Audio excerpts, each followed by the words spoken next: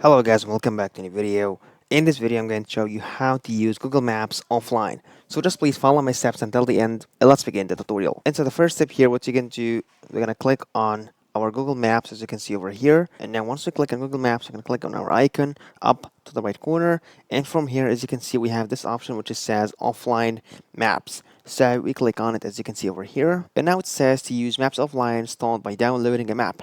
Then you'll be able to search and get directions offline with that map. But just a quick note. Once you use Google Maps offline, you'll not be able to see if the way or the route has a lot of traffic or not, but just gonna see the road itself. So we click on selector or map, and from here you can zoom in and zoom out, and then click on download, and it says they're gonna take 45 megabytes. And you can see the progress bar down here, and once downloaded, you can be able to use your Google Maps offline. At the end, that was all today's video. If you find it very helpful, please don't forget to like the video, subscribe to the channel, and thanks for watching.